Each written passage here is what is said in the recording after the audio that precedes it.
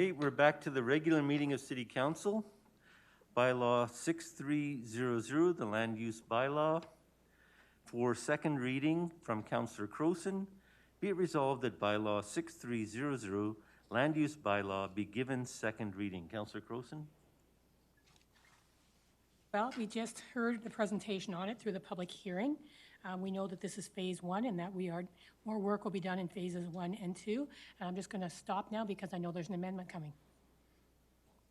Deputy Mayor Kaufman? Thank you, Mr. Spearman. Yes, I'd actually have a motion here. I will pass that to you. Okay. The amendment is, be it resolved that bylaw 6300 be amended to remove changes associated with the Westminster Area Redevelopment Plan. Do you have a seconder? I'll second that. Seconded by Councillor Croson. Would you like to speak to the amendment?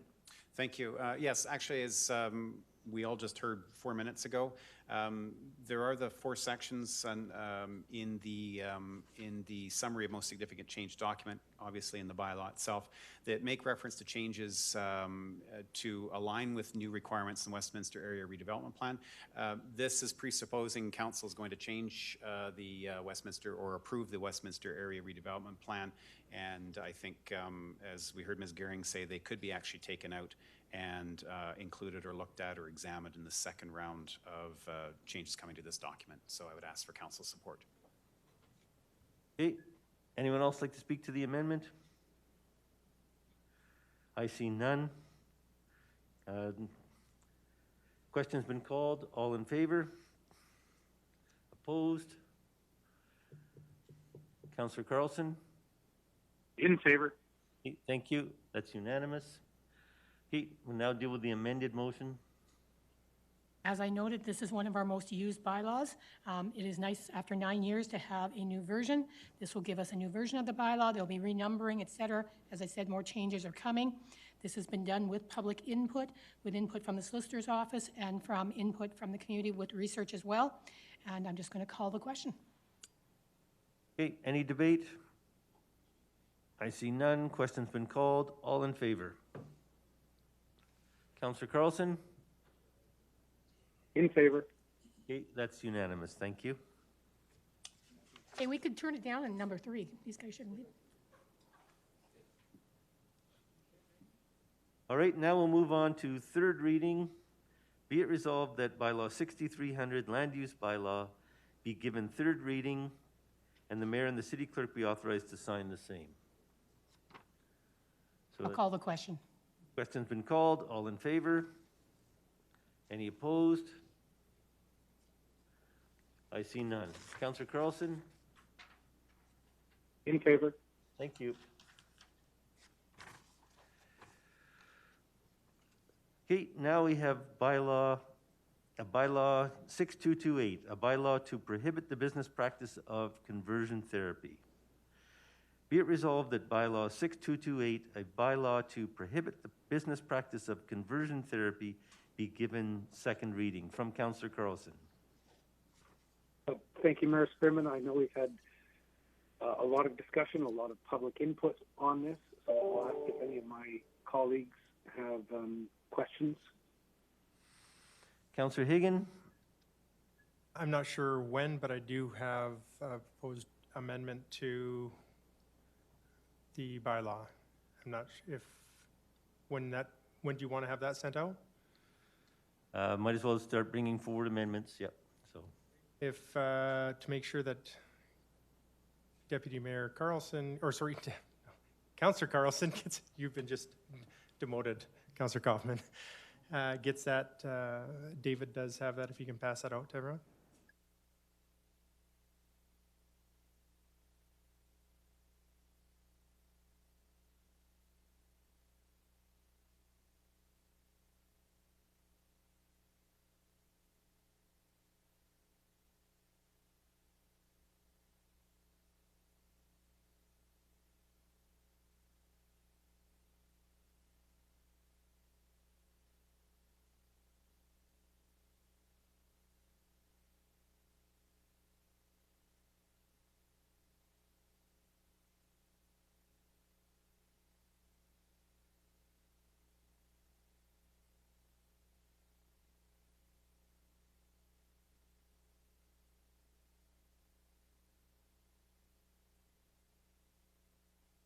Councillor Carlson, do you have a copy of Councillor Higgins' amendments? Is Mr. Sarsfield sending that? I haven't seen it yet.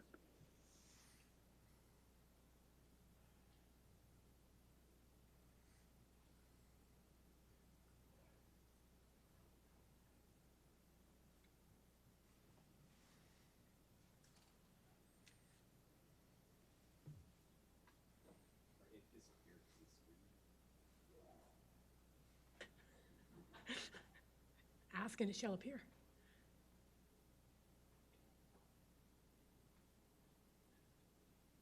Is it possible, Mayor Spearman, to have a printout of that? I hate to waste paper, but it may just be easier to follow what's being proposed. Printouts will be available.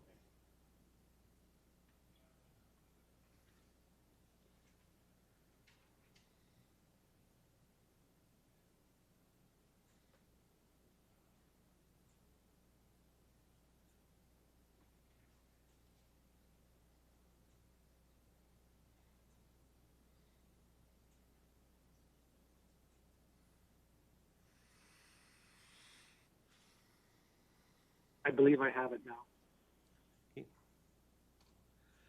Okay, Councillor Higgin, would you like to begin discussing your proposed amendments? Does everybody want to have their copy? It's going to be coming here right away. So number one, I've got down, since most of those advocating for the bill argue this is really to regulate inappropriate counseling techniques used in business, the following language I would like to be inserted. The word person in paragraphs 3 and possibly 4 is licensed professional counselor, psychologist, or other person licensed to do business. This will at least ensure that parents, church leaders, etc. are not caught by this bylaw. That's the first. The second is the word calling in the definition of business should be deleted as it raises an argument as to those with a church calling are also caught by the definition of business, which I do not believe is the intention of it anyways. And a new subparagraph 3, to paragraph 3 of the bylaw, clarification provisions that make it clear that certain things are okay. To make it clear that what is banned is trying to change a person's orientation or sexual identity, not the expression or sincerely held doctrines and beliefs, especially outside the professional context. Even if others think them mistaken, people have diverse beliefs about matters of sexuality and gender. No one should be punished for expressing those. So number 3, to any practice or treatment that is not intended to change a person's sexual orientation or gender identity. So it'll be, and that is it. Oh, and I'm sorry, in the final, every licensed professional counselor, psychologist, or other person licensed to do business, and in the place of person for the fine and penalty. Hey, questions? Acting Mayor Parker, do you have questions on the amendment? Okay. Councillor Crowson. Thank you, Your Worship. My question is to our city solicitor. Where did the definition of business come from in this bylaw? And is the word calling meant to be a business calling or a moral calling? I'll start just by also acknowledging Mr. Dwayne Enns, who was the primary drafter of the bylaw, who's present in the room, and the manager of regulatory services, certainly from a regulatory point of view.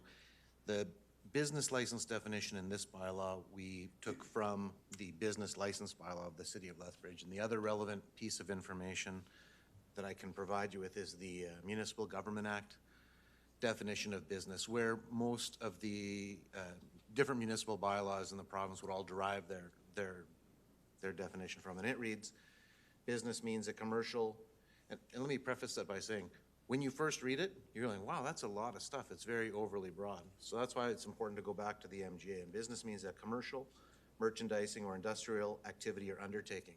So far, so good. Everybody would expect that. A profession, trade, occupation, calling, or employment. or an activity that provides any good or providing goods or services, whether or not it's for profit, however it's organized or formed, including cooperative or associations of persons. So it's a very broad definition in the MGA, and that's basically the starting point when drafting these bylaws, is looking, what do we call businesses generally in municipal legislation, and let's be consistent. So that was the thought process behind that. And so in that business definition, calling is a business calling, like it's that. So using the word calling in this bylaw, would it apply to anyone who didn't have to get a business license?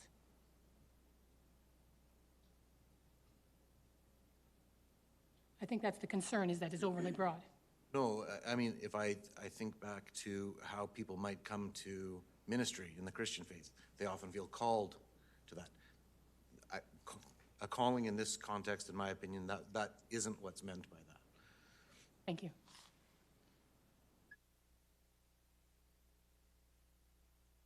Okay, Deputy Mayor Kaufman.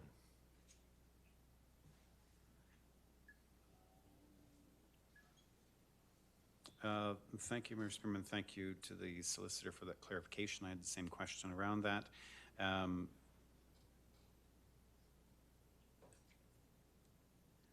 Numbers 2 and 4 suggest the replacing of the word person to be very specific: licensed professional counselor, psychologist, or other person licensed to do business. Obviously, that's going to narrow the scope as opposed to the broad definition we have currently. I'd offer two observations with that proposed language. One would be, first, we have to acknowledge that the Health Professions Act is provincial legislation, which contains a specific prohibition on municipalities requiring members of those self-regulated health professions to get a business license in the city. So we don't get business licenses for doctors or psychiatrists or psychologists or anybody that's regulated under that act. So they're really excluded from what we think of as businesses in this context. So a licensed psychologist wouldn't be bound by this in any event. And then from an enforcement perspective, when I see language like another person licensed to do business, inadvertently, you would create the ability not to breach this bylaw by just not getting a business license. So that would be my concern with how it's presently drafted, but I understand the intent. Thank you. Thank you, Mr. Spearman. Acting Mayor Parker. Thank you. So I have some questions here to the city solicitor. So if the bylaw was to be passed as is, if someone goes to their church and they want to talk to the reverend or their minister, and they have an issue in regards to, or questions regarding their sexuality, could they go to their minister and have those questions and have that discussion under this, if this law was passed, if this bylaw was passed? Would they be allowed to do that? In my view, yes. Thank you very much. That's very important to hear that, okay. And they would not be in contravene of the act. But someone couldn't advertise, pardon my language, we will make you straight, come see us, open 9 to 5. That would not be allowed, correct? Yeah, and the practice that is being banned, as I understand the science, and I'm not a PhD in this area by any means, is that any practice that believes that, for example, sexual orientation is a disease or some kind of flaw or needs to be changed is contrary to our current understanding of medical science. So that's why the DSM no longer includes those as disorders. And so if you are purporting to do that, like the Psychiatric Association, the Psychological Association, the Canadian Pediatric Association, the Medical Association, all tell their members, those are those self-regulating health professions, conversion therapy is not allowed by them. The harm to the individual is exceeded in their judgment by the practice. So that's what's being prohibited. And my third question is, but a person could go see their psychologist in regards and have a discussion in regards to their questions regarding sexuality. They would be more than, they're allowed to do that? Yes. Perfect. Thank you very much. Councillor Miyashiro? Thank you, Mayor Spearman. A couple questions to the mover of the amendment. One in number 2, you wanted the word person replaced, and in number 4.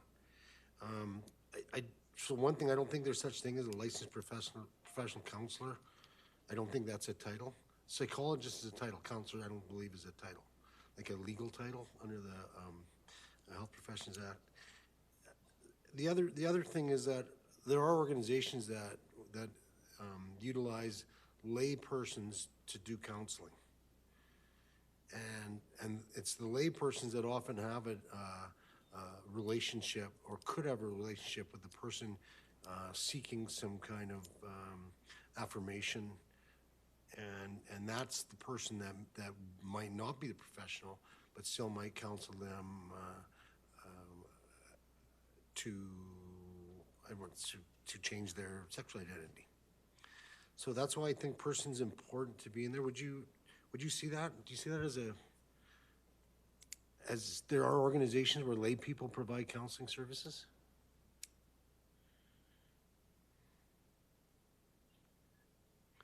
First off, there's licensed professional counselors. I thought you're saying there's not? As a profession, I don't think there's counseling as a profession. If you're a psychologist, you can be a counselor. But you're a counselor, you're not necessarily a psychologist or a social worker. That's why I'm just saying, but so further to that, the question is, there are organizations that you know of, right, that use lay people to do counseling? Very well, maybe. I think that's why, again, why person needs to be in there, because if you're an organization that utilizes lay people to provide support for the members or people in the public, and they're not licensed counselors, but they are providing what I could call, gender discussions, that this bylaw would actually target them as well. Just the main part to this, excuse me, is every person. That was it sounded pretty vague, and even having that discussion, it doesn't seem like it doesn't really say who is providing these services, just every person, and I just thought that it was too broad with that, so that I brought it down to ones that people had concerns with. Secondly, your item number 3, you wanted to add section 3.3. How different is that than number 1? It just kind of changes the words around. Isn't what you're saying in your number 3 the same as what's in existing under number 1, the not included 3.1 in the bylaw? Sorry, let me just pull my notes.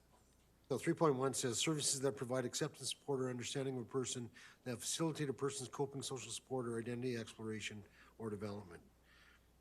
What you're suggesting is you're saying that we need to specify any practice, treatment, or service that is not intended to change a person's sexual orientation or gender identity. In addition to it, it just adds that much more for sure.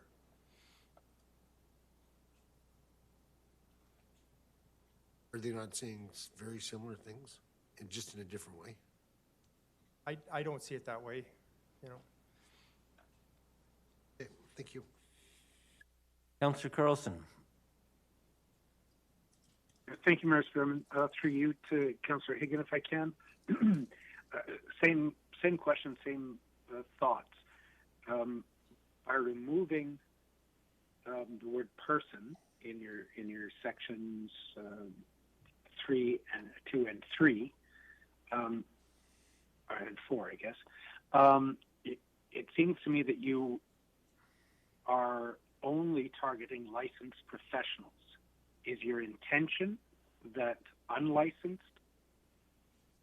people should still be able to practice conversion therapy? Well, they shouldn't be able to do that currently, from what I understand. And so, no, that's. I just wanted to have a better explanation of person. It was very vague, and so that's why it added those names. Well, the problem that I see, and correct me if I'm completely misunderstanding it, but the way the bylaw is currently written, it says no one is allowed to practice these abhorrent practices. With your change, it's only if you're a licensed professional you can't practice it. So if you're just an amateur, or you're still okay to do this? But now, from what I understand, we do not have, this bylaw would only speak to those businesses anyway. So if you're not, I don't know how, maybe our city solicitor could answer that. In here, it talks about who would receive the fine or any of the penalties. Is that any person? So you can go to somebody's house? Is everywhere the way that it's written here now? So the form that the prohibition takes is a common one used in legal drafting in regulatory or quasi-criminal type language. You start with the general prohibition that says no one or no person can do what? And that's where the limitation is what is it that no one is allowed to do? So if we think about it from it's kind of like a little bit of a logic game. If you think about something we'd all agree is wrong. Murder. No person shall murder. Nobody can. But we do know that in our society there are circumstances in which there are legally sanctioned methods of taking a person's life, whether that be under war and self-defense and anything else. So it's in the details that the scope is narrowed. So no person may do something. And in this case, it says they cannot engage in business or operate a business that offers counseling, behavior modification techniques, administration or prescription of medication, or any other purported treatment, service, or tactic used for the objective they have several objectives, either changing someone's sexual orientation, their gender identity, their gender expression, or gender preference, or eliminating or reducing sexual attraction or sexual behavior between persons of the same sex. So that's the prohibition there, and then there's two, and a proposed third, exceptions to that general prohibition. So that the person, if we looked in our parking statute, it would say no person shall. You'd be really scooping out large parts of people if you started saying the prohibition only applies to certain kinds of people.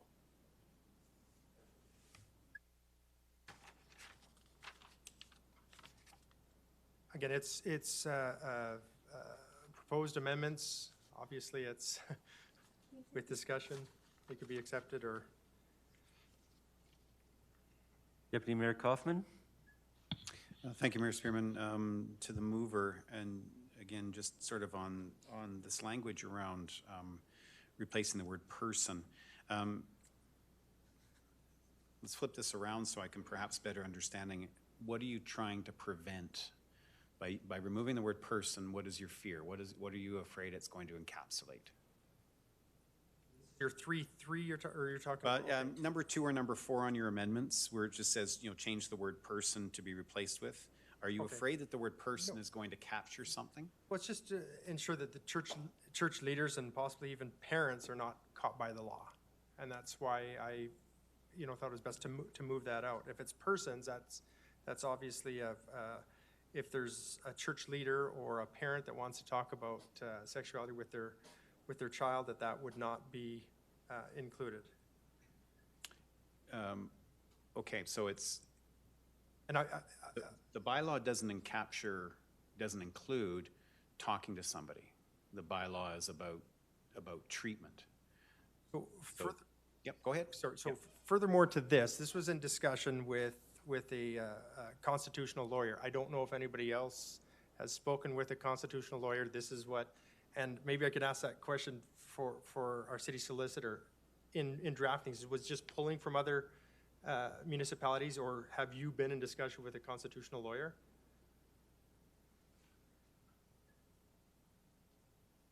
I've certainly been in discussion with council from other municipalities that have passed this kind of bylaw to understand what the process was in those municipalities. Our current regulation under the Law Society doesn't allow for people to advertise specializations, but they can say the practice is limited to certain areas. Certainly, As a municipal lawyer, I've been engaged in constitutional law, part of my career as well. There is, on bylaws such as these, there will be a wide range of opinions, and until a court judges something, that's all any of us lawyers will be offering our opinions. But I believe, it's my opinion, that this bylaw as currently drafted would, acknowledging the freedom, doesn't intend to restrict the freedom to worship, and would be justified in a court under the and I believe it is constitutional. But again, I'm not one of the 7 people that sit in Ottawa and make those final decisions. Right. But that's my opinion. Yeah. Thank you. Sorry, Councillor Kaufman.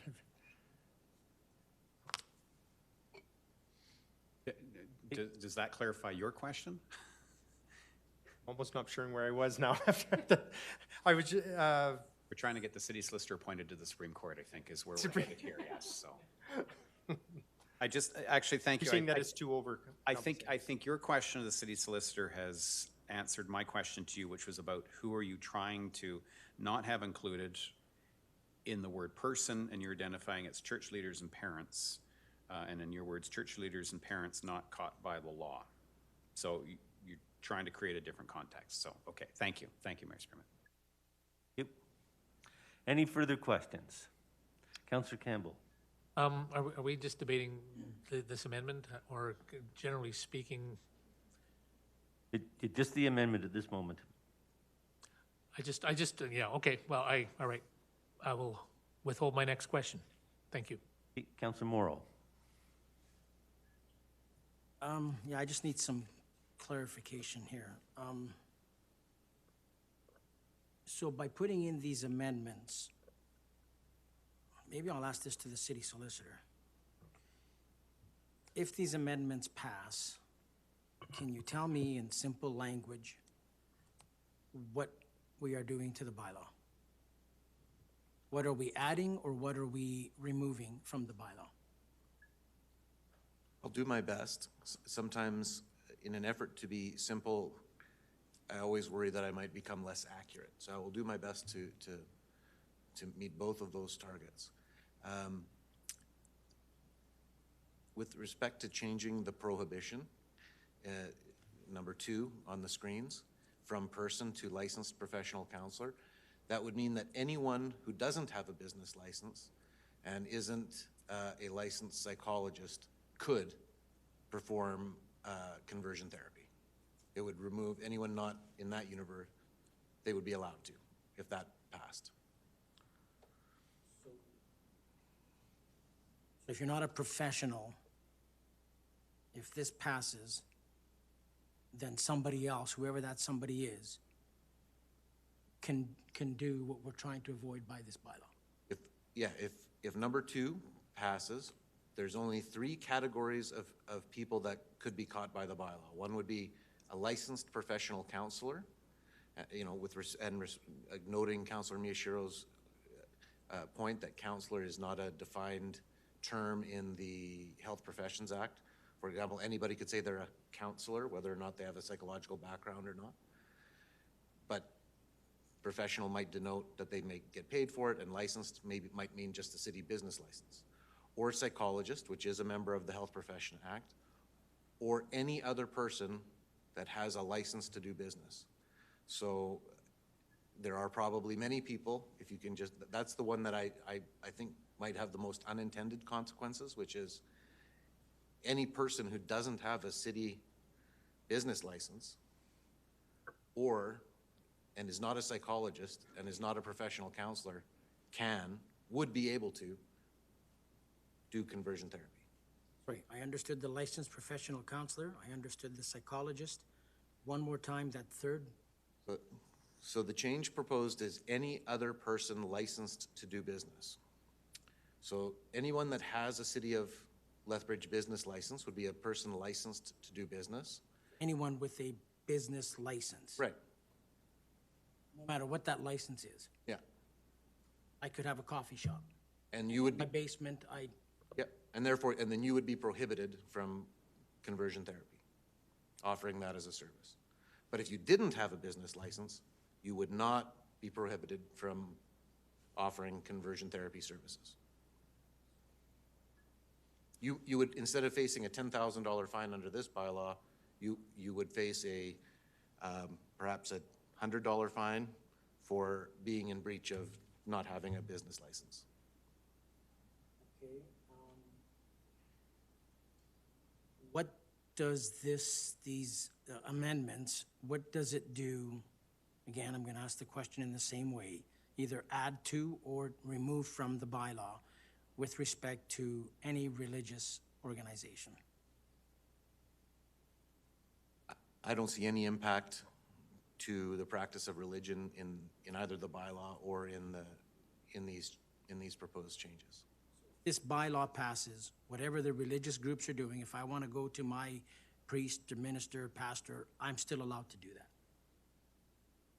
It does not prohibit or prevent or restrict religious thoughts or beliefs. It doesn't seek to prevent the right to worship. What it's supporting is anybody, regardless of their religious affiliation, or to be entitled to experience a non-judgmental and accepting approach to that person's exploration of their identity or their development. Okay, and the health profession, licensed professional, you said something about health profession. So when I hear health profession, I'm thinking anybody that falls under Alberta Health Services. I guess unless there's others that I'm not knowledge about, but so it says here that so if I want to go see my doctor cannot give me medication, or could he or she? So if you wanted to go to a doctor, the doctor is subject to the rules of the College of Physicians and Surgeons, and that college prohibits this practice. So it would have nothing to do with city regulation, because we can't require licenses of those health professions, and I don't believe that a bylaw prohibiting business that the province otherwise allows would stand, because of the provision of the Municipal Government Act that says any inconsistency between a provincial law and a bylaw, the provincial law succeeds. So those provincially regulated health professions acts, dentists, doctors, psychiatrists, they're subject to their self-governing bodies, and municipalities can't say this or that is okay. This would not apply to them. Would not apply to them. Hop out. Anybody else? I see no further questions. Move on to debate on the amendment. Open it up. Councilor Miyashiro? Thanks, Mr. Chairman. I cannot support this amendment. Just looking at the Health Professions Act, there's nothing covered about counselors. There is psychologists, there is social workers, but there's nothing that says counselor. I don't believe. Let me start over again. I believe, not that I don't believe, I believe that there are many organizations that use lay people to do counseling that can provide as much damage to people that professional people can do. There are people that are untrained or that are semi-trained, that are practicum students, that are sanctioned by different bodies, whether it's a church or a social organization, that have access to vulnerable people. And they are people that can influence someone, and there are people that can do damage by trying to push someone a way that maybe the person shouldn't be pushed. Someone that's a professional mental health practitioner will help people to get an understanding of what's happening to them. People that are not so ethical and professional will try to push someone in a direction. And that's a big difference. Is that if you're trying to continually push someone in a direction that you want them to go in, you're not trying to help them. You're trying to help yourself, and you're trying to justify your own work. But if you're trying to get people to understand what they're doing and what they're feeling, and have them help them to figure out what to do about it, is a lot different than pushing them in a whole different direction. So I can't support this. Councillor Carlson? Thank you, Mayor Spearman. I won't be supporting the change. In my mind, it creates a loophole that will only allow us to regulate licensed practitioners, and it'll just provide a loophole for folks to work their way around and still provide this damaging service unprofessionally, so to speak. So I won't be supporting the changes as presented. Any further speakers? Councillor Kaufman? Thank you, Mayor Spearman. Again, thank you to Councillor Hagan for bringing forward the amendments. I think if we go through them point by point, the solicitor has actually identified number one in terms of the word calling. We find that in the Municipal Government Act under definition of business. Number three, I do tend to believe that I think number three, point number three, that has the addition of the clause in section 3.3 is aptly covered in section 1. I'm sitting here trying to think of something that may have been missed or something that's not being encapsulated, but I think it's actually covered in there. I understand the mover's concern around the word person. In my mind, the conversation between clergy and parishioner, between parent and child, is not being infringed upon here. The conversation can occur. It's the act of conversion therapy. It's that next step. It's the action that we are looking to end, the practice that we're looking to end or prohibit here in the city of Lethbridge. So I don't think anybody's freedom of Section 2A charter right, freedom of expression, freedom of speech is being impinged upon here. I do believe that maintaining the word person in the interpretation of the bylaw and interpretation of what it is that we're trying to do here is actually very fulsome, and I won't support the amendments as proposed. Any further comments or debate? I'll ask the mover to close. I will just call for the vote. Okay, question has been called. All in favor? Opposed? Councillor Carlson? Opposed. Okay, that amendment is defeated. I have some amendments myself. I don't know if it's appropriate to discuss them at this time. I didn't do it in that proper format, but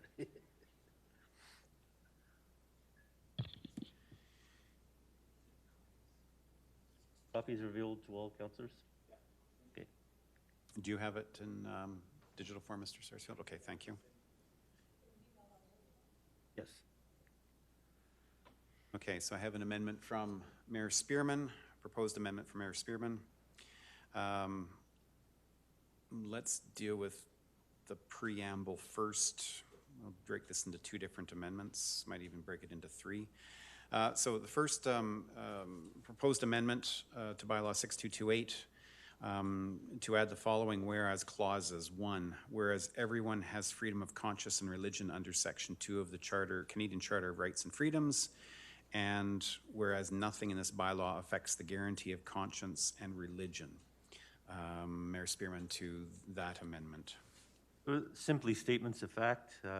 These were proposed by an organization in the community. So simply, it really doesn't change any of the regulations under the bylaw. It just simply states the constitutional statement. So it's just supplementing the bylaw without changing any of the real meaning of the bylaw.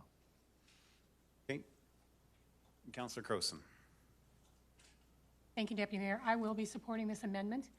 Those of us who have worked with this bylaw understand that this is implied, but I can certainly understand how people who do not work within jurisdiction, et cetera, might have this concern, and it would be better to have it completely stated. This is not in any way taking away people's freedom of religion, freedom of belief.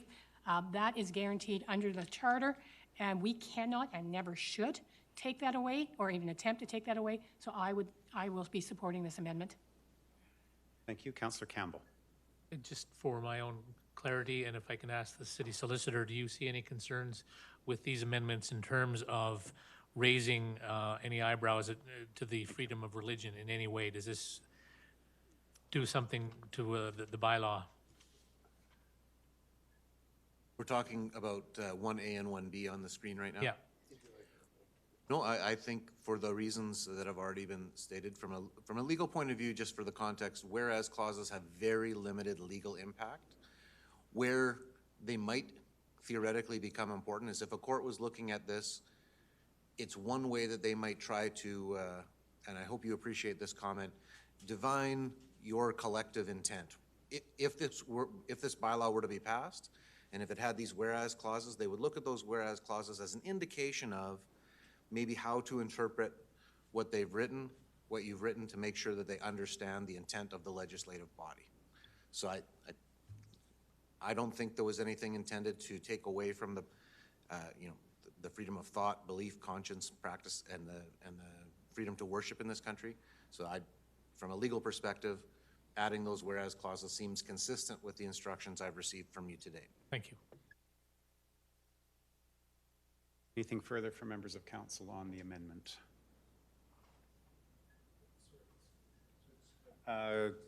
Clarification first from Councillor Morrow, or sorry, from Councillor Miyashiro. We're talking about the whole thing? We're talking about just points 1 and 2 in the sheet, so it's the preamble, the two whereases. Okay, thank you. Councillor Morrow. Thank you, Deputy Mayor. Once again, I just need a little bit of clarification. So these whereas clauses become part of the bylaw, if it gets approved. And so, again, in simple language, what is this telling me and others who want a clear understanding of this? Again, what does this add or take away from the bylaw? The answer is very little legally. Whereas clauses are generally put in to sort of help explain the intent of the body.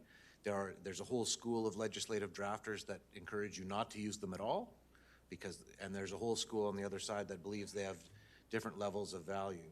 The only time from a purely legal perspective that they become important is if a court is engaging in a detailed analysis of trying to do a statutory interpretation and figure out what a phrase means. And one interpretation would be consistent with the whereas clauses and one might not be. The court might give some weight to that as a measure of this body's intent. In the same way that the Supreme Court will read Hansard and look at the debate in Parliament when a particular law was being debated, so that they can try and understand, make sure they understand what the legislative body's intent was in making that language. You could, whereas clauses for a bylaw like this might also include reference to Section 15 because you're trying to protect the rights of sexual minorities. You could be as, whereas the city of Lethbridge has a proud history of whereas clauses are really a place where you can add as much or put as little or as much in with very little legal intent. What my advice to you would be is, if you're going to put whereas clauses in, make sure you're comfortable with them and are a true expression of how you feel when you're passing it, so that it could guide a court in accordance with your intentions in the future if it ever came to that. Point B, whereas nothing in this bylaw affects the guarantee of conscience and religion. I don't know, I'm not a lawyer, I'm not a judge, I'm the furthest away from being in the Supreme Court. What does this mean? What I read it as trying to say is that nothing is intended to take away from someone's freedom of belief and their freedom to worship. You could word it more eloquently, less eloquently, more plainly, but that's how I read it.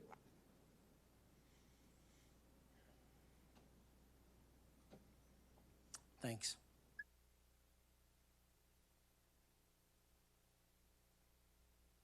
Else from members of council? Councillor Morrow. Sorry, to the mayor. When I read this, I think I understand in simple English, but the legal jargon is making my brain go a little bit crazy here because we want to try and create a bylaw without fluff. Sorry if and I'm not saying that this is fluff. I can't think of a word right now. And like, is this just adding to the confusion or the misinterpretation, or like what's your intent here? I think it brings the community together a little bit. It just means that everybody is respectful of each other's beliefs and each are entitled to their own. Thanks for that. I guess I tried that earlier and it didn't work. How will this work in a court of law? Because we all want people to get along and be respectful. But so how do these two bullets change or affect this bylaw either way when it comes to a court of law? I'm not a lawyer either, but it's a description of who we are as a community. Anything further from members of council? Councillor Miyashiro. Are you in question still? Can be in questions or be in debate. I'm good with either at the moment. You can finish your meal there if you want, just first. Well, in that case, Councillor Kaufman, Deputy Mayor Kaufman. So, yeah, I can't support this first two whereas after what the city solicitor just said about whereas don't add a lot to the gist of a bylaw. Maybe in a resolution where you're just passing a resolution for whatever might make a difference. But I think in this context, the freedom of religion and conscience is neither here nor there in this whole discussion. When you have a service that provides acceptance, support, or understanding of a person that facilitates a person's coping, social support, or identity exploration or development, none of this has anything to do with conscience or religion. This is a very pragmatic way of looking at helping people, and none of this, and I would argue none of this will tread on anyone's beliefs in any way, or their freedom of conscience or religion. You, Councillor Morrow. Interesting to hear what I just heard. This particular case, whereas is apparently mean nothing, but in earlier it meant a whole lot. I believe that whereas have a place, and as we just heard from the city solicitor, and even in the mayor's reply, that this basically says who we are, who the community, our community. So you can't be on both sides where whereas is on one situation don't mean anything, and in one situation they do. So in this case, Mr. Mayor, I'll support you. Anything further from members of council? Okay, hearing none, I'll move to Mayor Spearman to close. I just ask for council's support. Okay, thank you. On the amendment for the two whereases, all those in favor? Opposed? We have one opposed. Thank you. Councillor Carlson?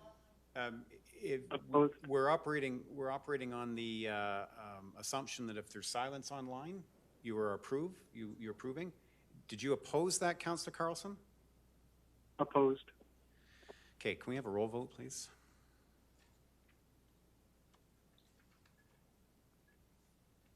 So this is a roll vote on the first part of the amendment proposed by Mayor Spearman. Councillor Carlson? Opposed. Councillor Croson? In favor. Councillor Hagan? Councillor Morrow? Councillor Miyashiro? Opposed. Acting Mayor Parker? Favor? Deputy Mayor Kaufman? Favor? Mayor Spearman? Favor? Councillor Campbell? In favor. So the vote was 7-2 in favor. Okay, thank you. We'll move on. Next amendment. Okay, it looks to be similar in nature as with the previous amendment put forward by Councillor Hagan. We'll deal with this as one piece then.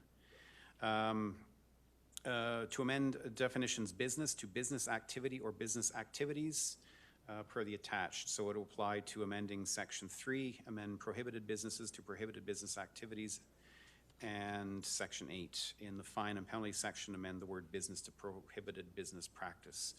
Mayor Spearman, to the background and to open, please. Just tabling for debate whether it's the business, and I respect the opinion of our solicitor, or is it the activity that we're prohibiting? So, so that's, in essence, in simple terms, what I'm describing in those 3 amendments. Thank you. I'll ask the question then to the city solicitor through the city manager, city solicitor, if I may. Amending the definition from business to business activity, is there any change of intent, change of interpretation, recognizing your previous words about the definition of business in the Municipal Government Act?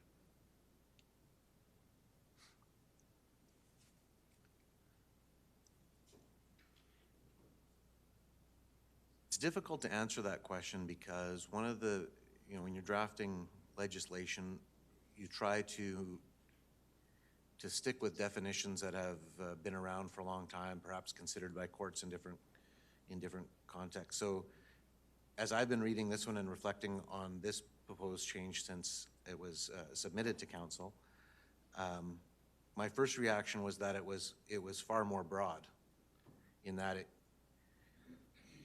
and I say that because of the legal meaning of consideration in a contractual way. It can just be the exchange of promises. It could be a donation.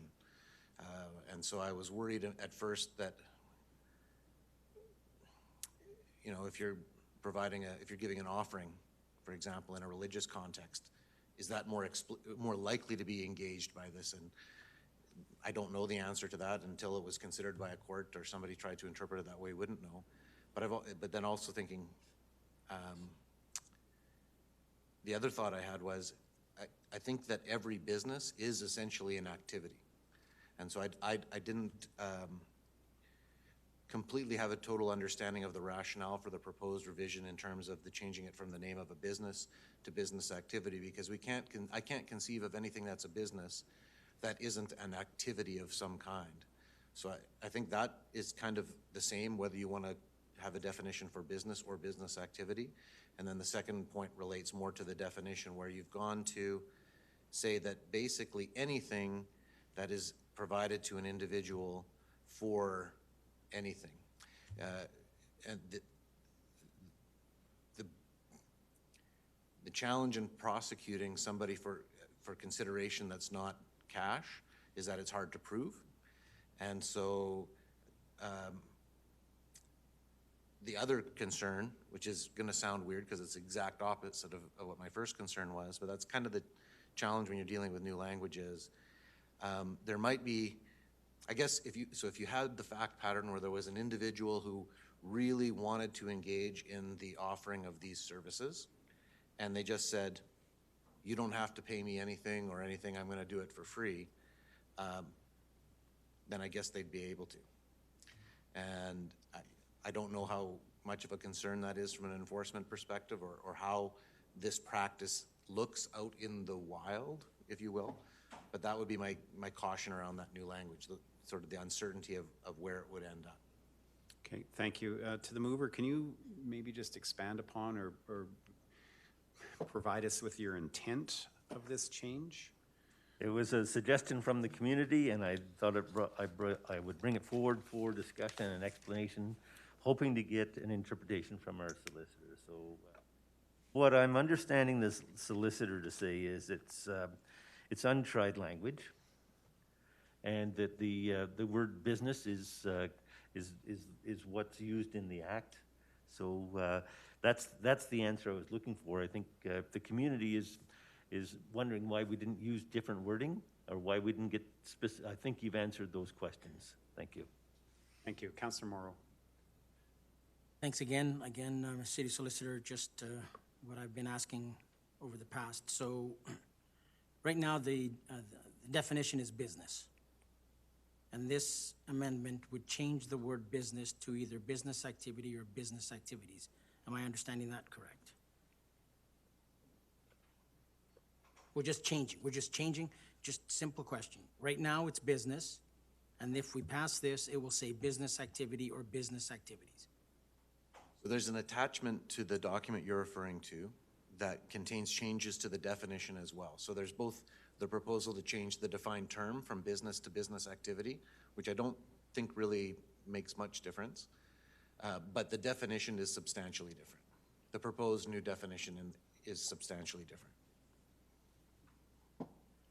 So I have a business called Joe's Hall. That's a business. Okay? Do you need to know what I do in there? If I Well- open up a business, I open up a pizza joint or whatever. Yeah. Just got a business called Joe's whatever. Yep. Do you need to know what I do in there? For what purpose? Like to enforce the bylaw? Yeah, for me to conduct business out of my place.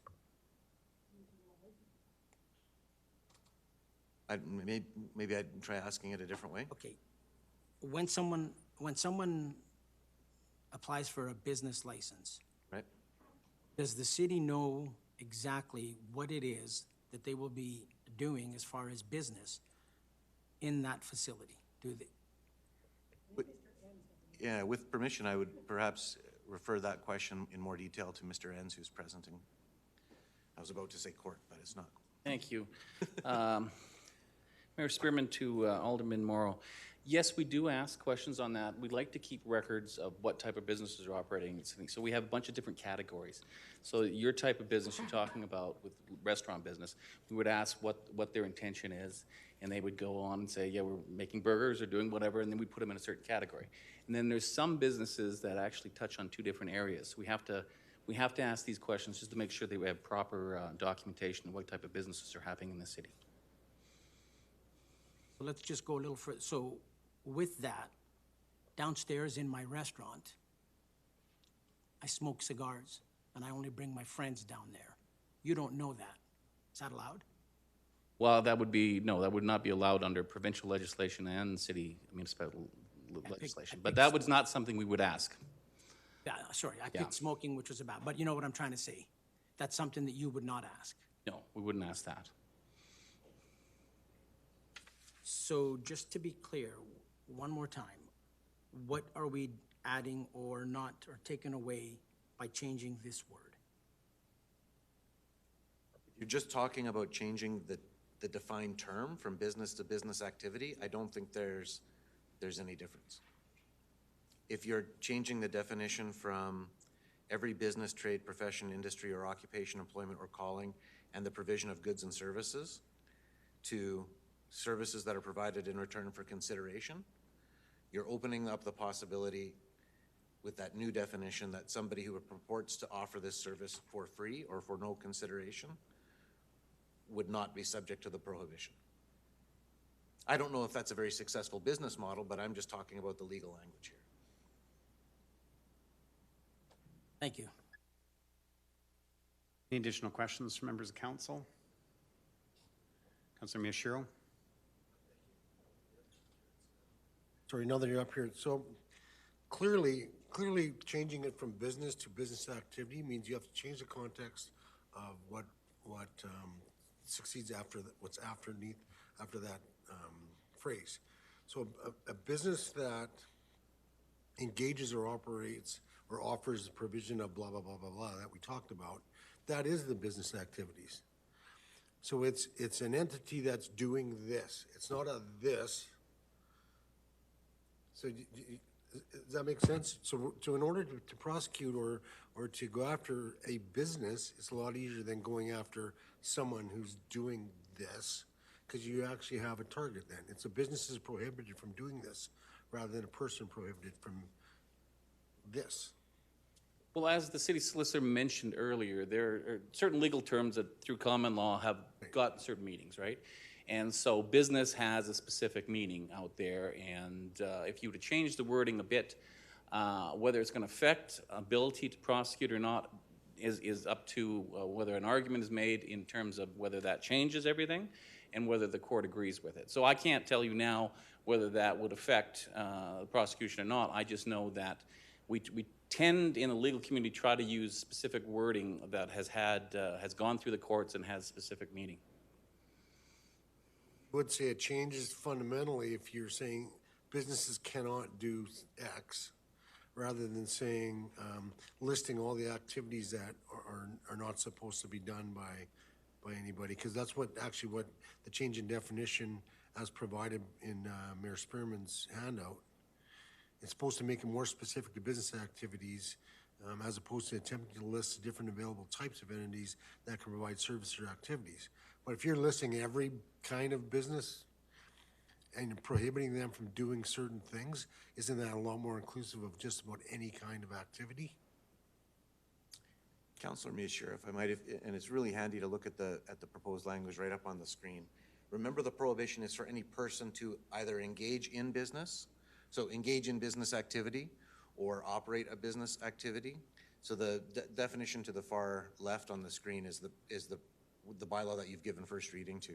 Go up, and if you look at the first thing that's a definition, 2.2. Yep. So that, I'm just saying, I don't think that adds any value at all. That would be a way to phrase it. I think the way I phrased it was just, I don't think that it would make a legal difference. Yeah. Any additional questions from members of council? Okay. Carlson here. Oh, Councillor Carlson, go ahead. Thank you, Deputy Mayor. Through you to the mover, thank you, Mayor Spearman, for bringing this forward. We did receive a lot of input from the community, and this was one of the ones that I had read as well. So thank you for bringing it forward for debate and discussion. Question: it seems just changing the definition or the phrase business to business activities may be fairly moot until you go to the definitions and the exemptions. One of the exemptions is that it basically says that conversion therapy would still be allowable, okay practice as long as it's voluntarily sought. Is that your intention, that we still allow conversion therapy? Nope.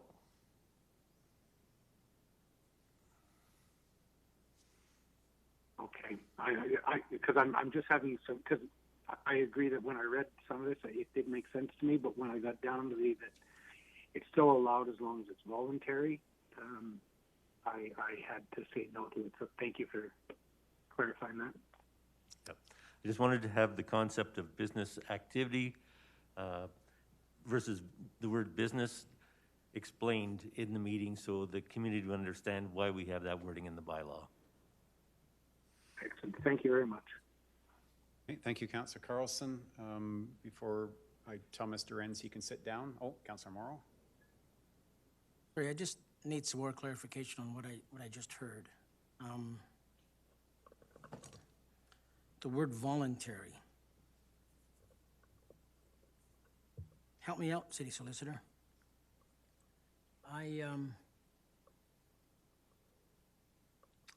I voluntarily want to do whatever it is I want to do. Does what we're talking about stop me from doing that? What you want to do is to operate a business that offers conversion therapy, then this would stop you from doing that. This just deals with me as the business owner. There are no rules in this bylaw that would apply to an individual seeking the services. But presumably, if it's prohibited, they'll have a hard time within the city limits doing so. Thank you. Acting Mayor Parker. Thank you. I have a question for you. Are there businesses in this community right now offering this service? I'll defer to Mr. Enns after this. I would say only that I'm unaware of any, and in terms of reading up the submissions in other municipalities, all that they were able to say was that some research recently done in Canada has showed that upwards of 47,000 male members of sexual minorities have reported being subject to some form of conversion therapy, but not able to define exactly what that is. So that's a general statement Canada-wide, and I'll defer to Mr. Enns on any specific Lethbridge. From requests to business licensing, no, we haven't had any requests such as this. Right. What to you defines, this is a key one here, therapy? Where is the line crossed where now it's no longer talking to a minister or whatever, but it's actually considered therapy? Who do you make that call? Well, I would focus on the business side of things in terms of the counseling. As they mentioned earlier when I talked about therapy, most recognized therapists have their own standards and practice, and as far as I understand, most of those codes and practices outlaw this type of a thing. So if you're talking about therapy itself, you're talking about someone probably unqualified to do it. So I wouldn't focus on I would focus on the fact whether it was a business, and the business is offering the ability to change one's sexual orientation, however they do that, by their therapy or anything such as that. But when you're talking about religious, because the city solicitor and I had a great discussion when putting this bylaw together, and we did look at some other bylaws as well as the three, and we thought that this particular one that came from the bigger cities was one of the best ones in terms of outlawing a certain practice, but not getting into private conversations one might have with their pastor or other such conversations as that. So we tried to keep it to a business activity and one that someone's offering to get remuneration for their services. Can you define what practice means to you? What, practice? Yeah, what's practice? Where it's like, whoa, red light, whoa, we gotta go shut these guys down. What is the tipping point? I'm just trying, how do you enforce this? That's what I'm trying to, because other places they say, you can't do that. We see like, hey, you're operating this, a hair salon, obviously. Where is it seems like this bylaw is more, for lack of a term, symbolic to where we are as a community. Or is this a major issue in this community? We gotta shut this stuff down. That's what I need to know. Well, in terms of that question, I think that the elected members are the ones that get the feedback on how important this is, and administrator would not be the one answering that question. So you've all had feedback on this, and it's up to you to determine how important it is in terms of the community. When I looked at the bylaw, and you were correct, Councillor Parker, this would be a more difficult charging section to get a conviction on than my regular business license one. However, I believe that it's been worded in such a way that if the elements of the offense are in front of me, and I would have to look at Section 3, and then I'd have to look at the subsections as well in terms of what is out, I believe that given the right fact, it's all come down to facts, right? Like each file is very different than each other. So if I had the proper facts in front of me in terms of this, I could get a conviction, but it would be more difficult than your regular license bylaw. You're correct. My last question, I'm just gonna give you a scenario. I want you to tell me, because I gotta get my head around this. Okay. So someone's within the church, they're talking to their minister, and he goes, I'm really having troubles with my sexuality. I don't know, I may be a lesbian, I may be gay. And the minister says, you know what? We're gonna pray for you, and we're gonna try to straighten you out. We're gonna keep you straight. Has that minister now crossed the line? Is he now having therapy? Is he giving therapy in this, or is he just in the original version of the bylaw, that would not be business, and no, they wouldn't be crossing the line. I wouldn't be able to get a conviction in that case. No. Okay, thank you. Any additional questions from members of council? Councillor Campbell. I guess I'm just throwing out what I'm feeling right now, kind of confused about it all. The question is, are we getting a little bit too technical about all of this? I mean, ultimately, we're trying to ban conversion therapy, and we understand that there are people who are concerned about their religious freedoms. I don't want to take away their religious freedoms. So, and I don't know what the right answering is, but I just find myself really struggling with the wordplay here with business versus business activity. So I don't think I have a question, but I just want to say that I'm a little bit frustrated. I don't know. I just want to vote on the proper thing, and I'm sometimes struggling as to what is the right terminology here. And again, are we going down too many rabbit holes? Councillor Campbell. Thank you. The reason why, at least solicitors try to get very technical on these, because when you're in a court of law, and you're trying, because I have to prove all the elements of the offense. I have had occasions on city bylaws where one word, an and or an if, has changed the definition, and I've lost the case because of it, and I've had to come back to council to get amendments to the bylaw so that is able to prosecute. So that's one of the reasons why we're having these discussions, I think, on terms and such as that. Having said that, this is a brand new area. I did contact 6 out of the 7 municipalities, enforcement agencies on this. No one yet has had a file on this one, and all of them said the same thing to me. It's a brand new area, and until we get feedback from the courts on the wording and the like, all I can tell you right now is I believe on this particular wording, a business activity, I could get a conviction, but I do not believe in myself that discussions around this particular matter between pastors or the like would fall under this definition. So going forward, depending on whatever the bylaw becomes, and we find that there's issues with the bylaw, could it possibly come back before us and say we need to amend this because it's just not working, or once this bylaw is in, that's it? No, you can come back at any time, certainly. If there was a charge under this bylaw, and a person would have to plead not guilty, a court date would be set, and a trial would be run, and then we would get feedback if it could be, you could get an acquittal or a conviction based on any number of things. I didn't have the proper facts in front, I didn't have the witnesses, or the wording was wrong. So you would have to get feedback from this to actually know whether or not there's any issues in the bylaw. In the Court of Canada right now, have there been convictions on conversion ban misuse, or whatever the term is? Not that I know of, no. Okay. Thank you. Thank you. Councillor Hagan, just a reminder, members of council, we're actually deliberating an amendment on prohibited business. I recognize that it's a large and fulsome conversation here, but just to keep that in mind. Councillor Hagan? I popped out for that reason. Oh, okay. Anybody else want to question on the amendment, or? Okay. Seeing none, thank you, Mr. Enns. Appreciate that. Thank you. Open it then to debate on the amendment. Mayor Spearman. Well, I'm prepared to just call the question, but His opening is also his close. Members of council, anybody wish to debate?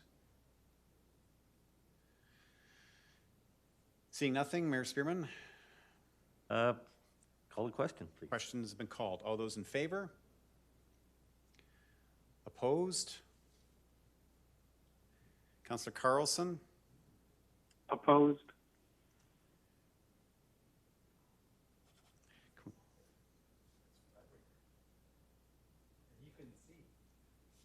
So that motion is defeated 5-4. Amendment, sorry. Is that the extent of your amendments, Mayor? That's the extent, so we're back to the motion. Yeah. Thank you. Happily turn the chair back to you. Okay, so now we're back to the original motion with the 2 small amendments to the whereas clauses. But okay, with respect to the amended motion, we're on. The movers are Councillors Carlson and Miyashiro. Thank you, Mayor Spearman. Again, I'll just ask if there's any further questions on the bylaw as amended. Deputy Mayor Kaufman. Thank you, Mayor Spearman. Just to the city solicitor designate, there's been concern raised about parent-child relationship as well. Age of consent still applies to all of this in terms of parent-child relationship with a child that's living at home. Is that not correct? You speak a little bit more about what you're... And again, it goes back to the amendment that was proposed earlier, but I just want to make certain that the bylaw itself, as Mr. Enns identified to Acting Mayor Parker, any conversation going on between a parent and child is in the parent-child relationship until that child is actually age of consent, correct? Yeah, I don't think that, I mean, as children mature, their capacity to consent evolves somewhat differently. So for example, in contract law, it's a fully binding contract when a 16-year-old goes to buy something at the store, even though they're not the age of consent, which we normally think of as 18. So there's no one age in law that everything applies to. But I think if what I understand the concern that goes to, and let's make it really, let's say there was a 5-year-old, the practices that are being prohibited here would not be a business activity. That would, I would expect, be investigated and a determination made by appropriate child welfare authorities about whether that falls within the bound of acceptable behavior or not. And that wouldn't be the city bylaw in investigating that. Excellent, thank you. Thank you, Mr. Spearman. Councillor Morrow. Thank you, Mr. Mayor. I'm looking under the definitions, and it states several definitions. Why is there no definition for what conversion therapy is?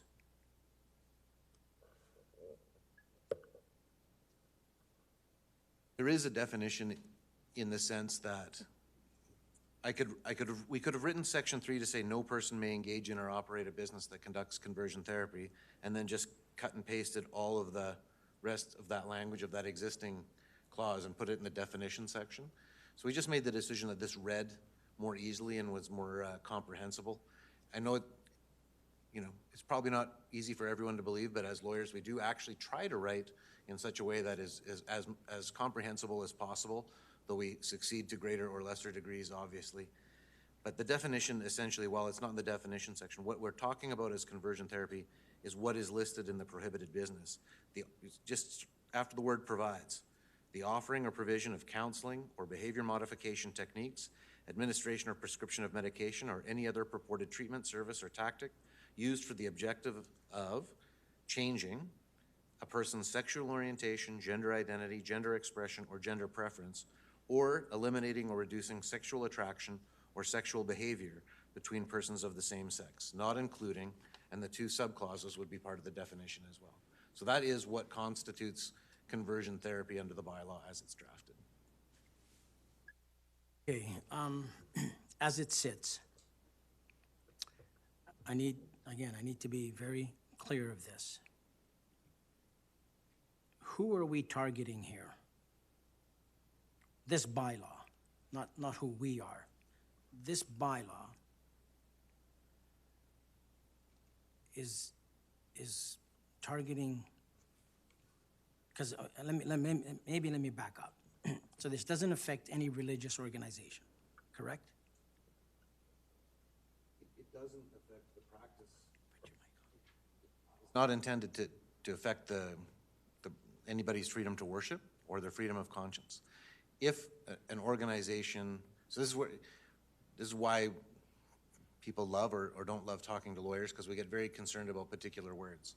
So if a group labeled themselves with religion, whatever religion, and then they set up a foundation that operated a camp that used coercive techniques on young people or old people to convince them of something is wrong with them and harmed those individuals in doing it. It's not a defense to what they're doing that they put the word Buddhist or Islamic or Christian or Jewish or whatever. I'm not in any way trying to suggest any of those people would do it, but you can't, religion is not a shield to what you're actually doing. So something like, no churches in our community require a business license by law, but I understand if a religious organization wanted to operate a commercial undertaking like a bookstore, we have required them to get licenses. So a religious organization could, if they chose to, go beyond just the, worshiping and engage in a business practice that would be prohibited. That's possible. I don't know of any that are trying to do it or want to do it. I don't think that it's common.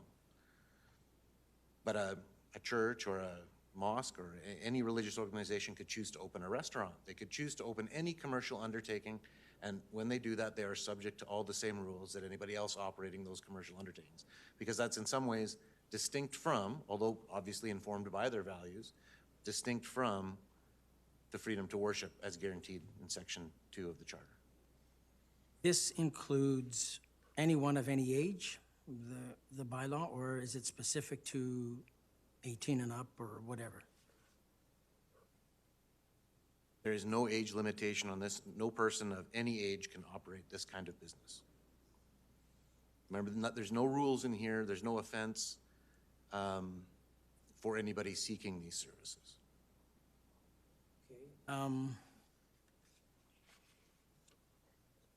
Maybe to Mr. Ents, through you, how enforceable is this?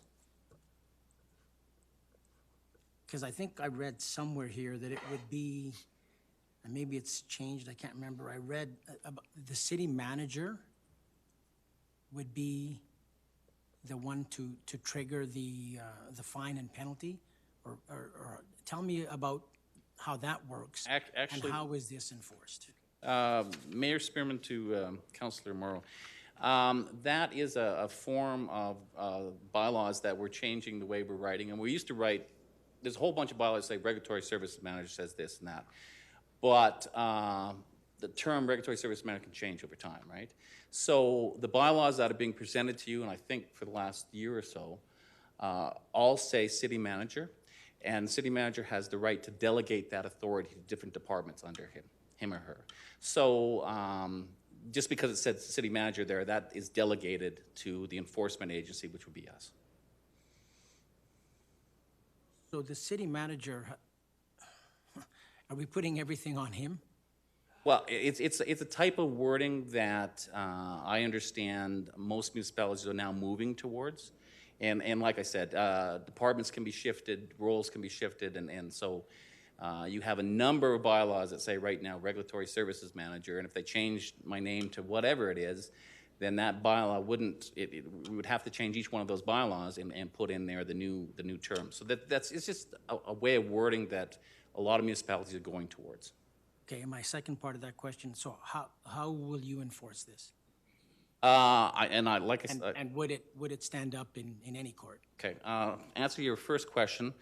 I talked to, like I said, I was able to contact 6 of the 7 municipalities in the province that have passed this, and I talked to the bylaw enforcement managers in each of those departments. They are doing the exact same as we're going to do. It's going to be based on complaint only. And if we do get a complaint, we will investigate and we will determine whether or not the facts that we have fit underneath the prohibited business. And we would also look at what type of witnesses you have, because to get a conviction on this type of thing, you have to have the proper amount. You have to have witnesses that can say that they witnessed this, or we can have some kind of factual documentations, contracts and the like, that we can put forward to the court to prove it. You're asking whether or not, I'm looking at the bylaw and I think I could get a conviction if I had the proper documentation and evidence in front of me.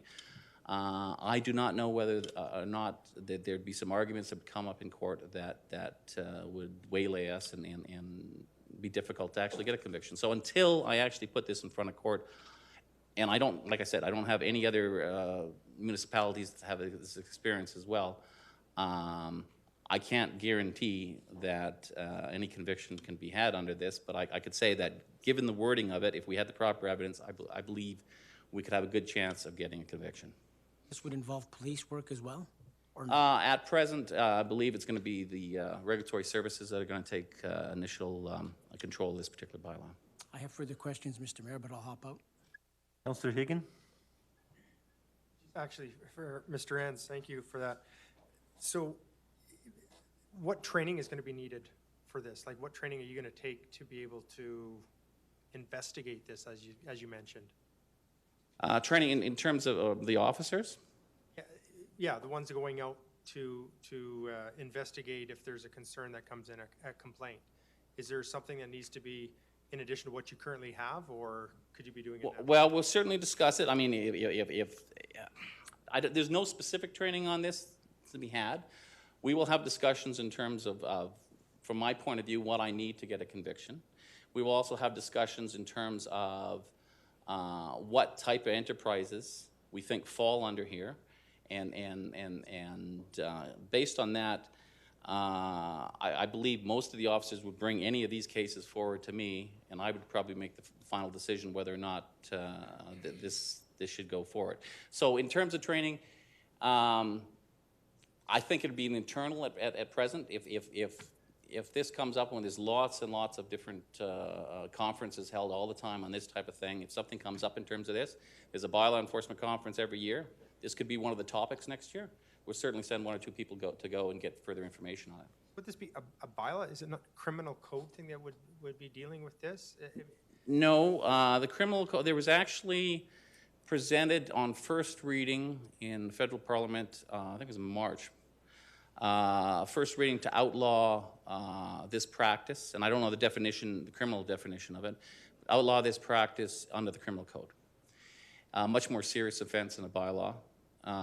And my understanding is because of COVID and the like, the second reading has been delayed on that particular piece of legislation. So this bylaw offenses aren't criminal.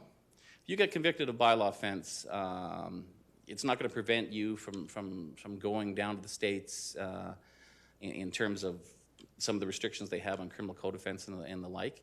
It is a fine, and that's the way municipalities enforce their regulations.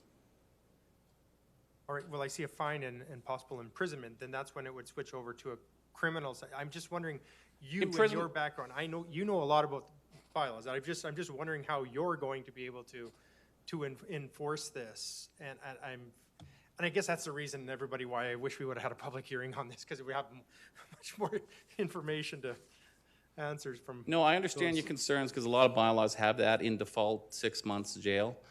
That is if someone cannot come up with the money.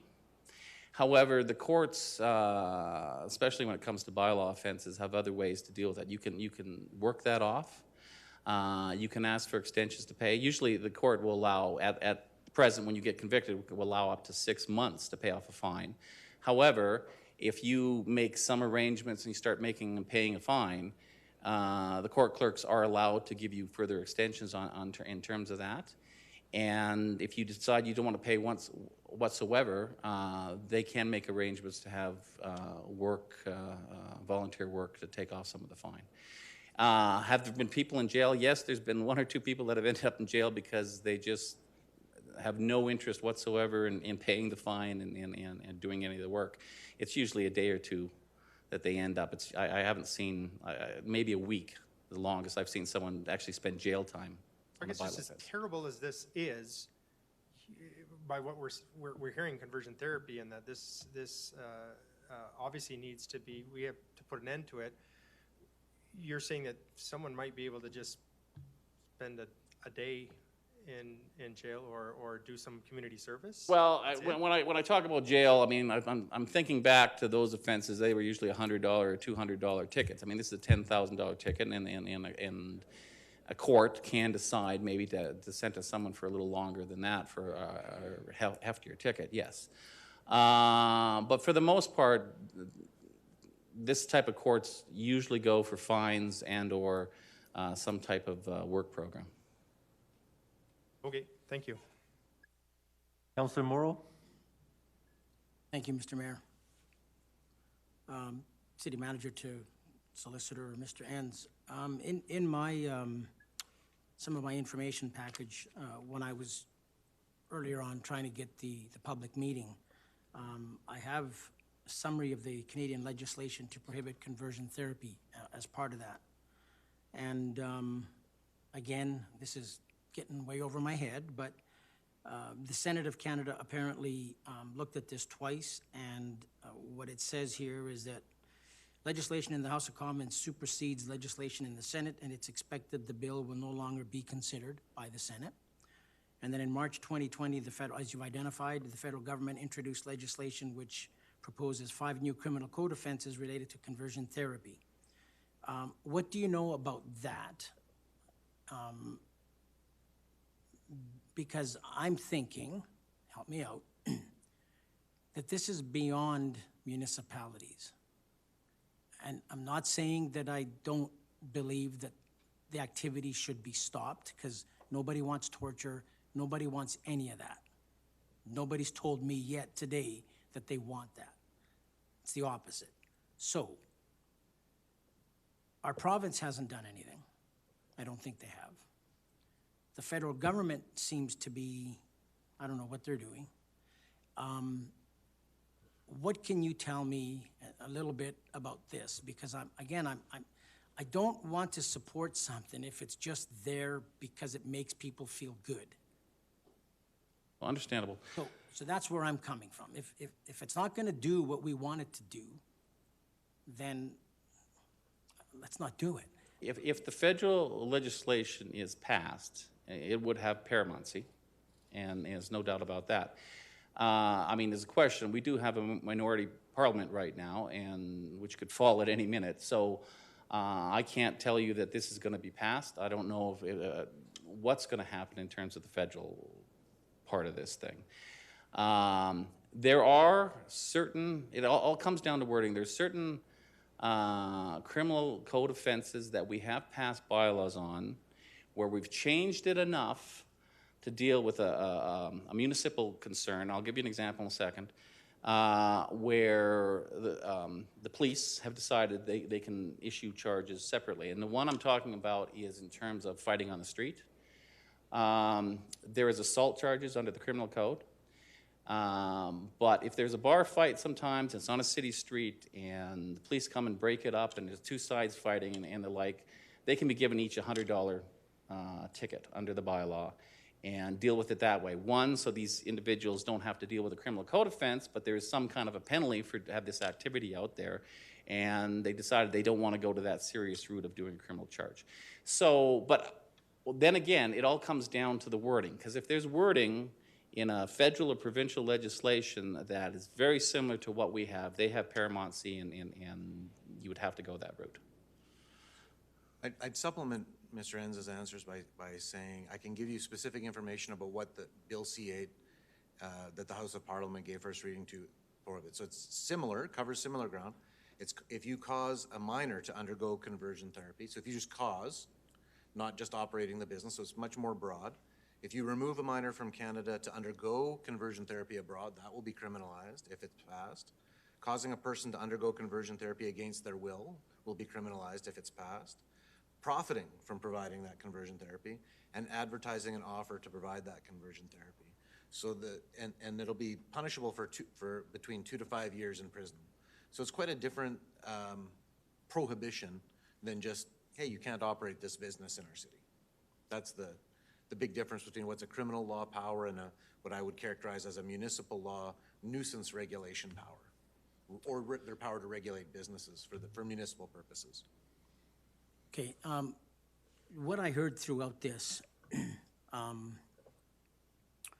was a couple things: electric shock therapy and similar practices like that, torture. Are there no laws against that right now? Yes, there are laws. I'm just sorry, if I know that, you know, somebody's doing this activity, couldn't I just phone the police or phone whoever, and those laws would kick in and that individual? Unfortunately, I don't have the definition of those in the criminal code right now, so I can't tell you whether this particular thing would lack on that. But my reading of the bylaw is, let me just quickly take a look here. Point of order, this bylaw does not talk about specific kinds of treatments. It talks about any treatment that has an end goal. It doesn't say what the treatments actually are. It says what the treatments are trying to modify, what the treatment's objective is. So I'm not sure where this questioning is going. So you want to ask, is driving someone into a wall with a car with the intent of changing their sexuality against the law? Well, probably, because you just ran them over with the car. So I think, Mayor Spearman, maybe we should probably stop this line of questioning right now, because it's just... Mr. Mayor, if I may. The question is coming from several emails that I have received, and a lot of them specifically use those two words. Right, but that's not in the bylaw. That's what I'm trying to get at. So with our procedure bylaw, I'd like you to make a ruling on this.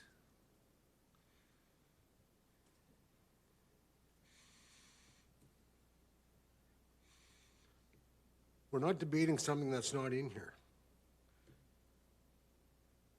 So therefore, No, hang on a second. that's not in here. Does that I'd like mean you to that make a that's ruling on allowed? this, Mayor Spearman, please. Pardon? I'd like you to make a ruling on my point of order. On the point of order, okay, so we're discussing something that's not in the bylaw? Okay, I'll say it's out of order. And then- Thank you. Hear my reason why? Before you make your decision on the point of order? Well, go ahead. But if it's not in the bylaw, why are we discussing it? Because that's the main reason why we are creating this bylaw, is because of the torture and the events that have happened and have caused us to do this. That's what I heard in most of my emails. A lot of emails use those exact words. So I'm trying to understand, if that's the case, why wouldn't that be in the bylaw? Well, it's not in the bylaw, so I'm going to say the questioning's out of order, and council can overrule me if they wish, but that's my ruling. I'd like to ask council to bring that to a vote. Okay. Out of All order right. or not. Not sure how, we've never done this before, so you just vote on it or what? Okay. All right. Okay, so how many uphold the ruling of the chair? Okay, opposed? Okay, then Councilor Morrow continues his questioning then. Thank you. So, If it was brought to my attention that there was torture or some other kind of horrific incidents going on, we would, and we work closely with police services, and they can lay a charge under here as well as I, but as well as the Regulatory Service Department. But I would consider that more serious than what we're talking about here, and I would probably get them involved and have a discussion in terms of what other kind of charges may be laid. okay, so that's not a concern of us in Lethbridge, therefore it's not in the bylaw. Is that what I'm hearing?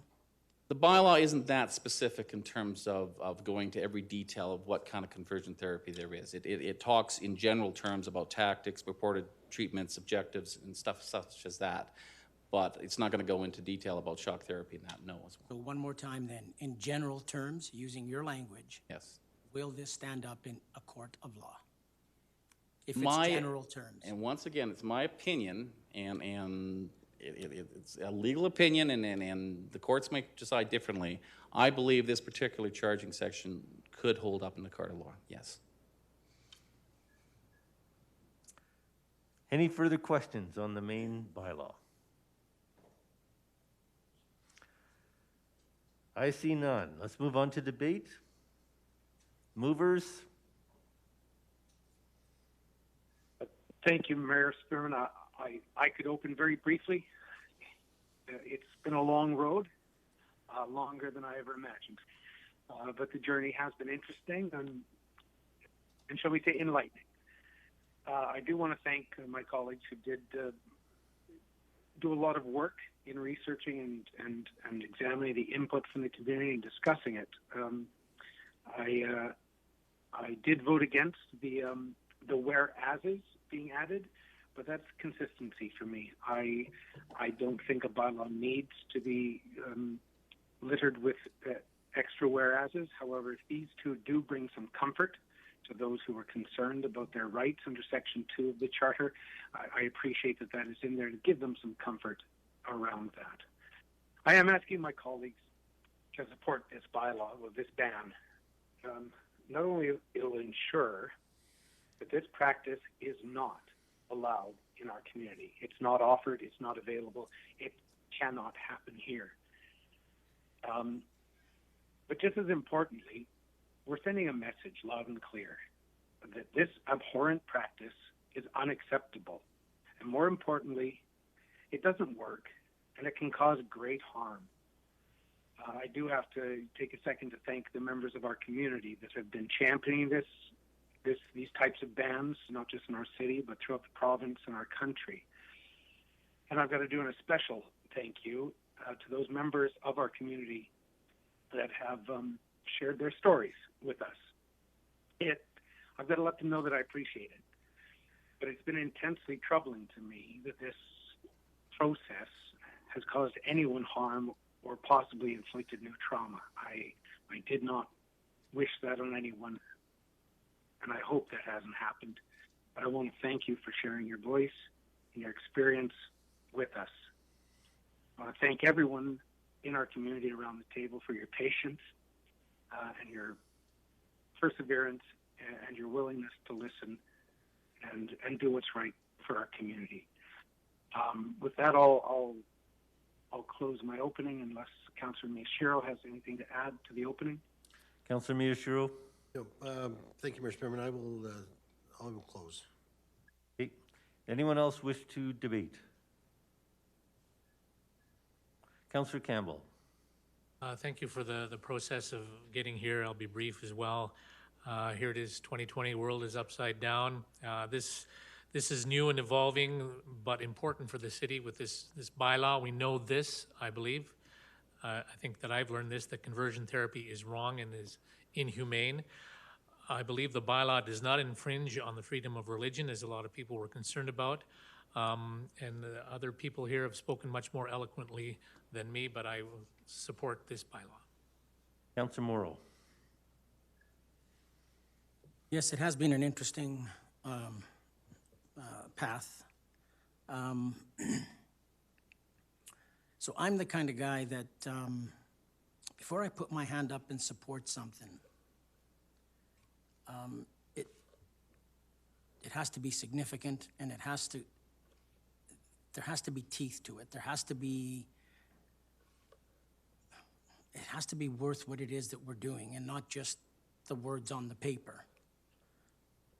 And what I'm sensing, what I'm feeling, I hope I'm wrong, but what I'm feeling is that we're doing this, I think, for the right reason and the right intent.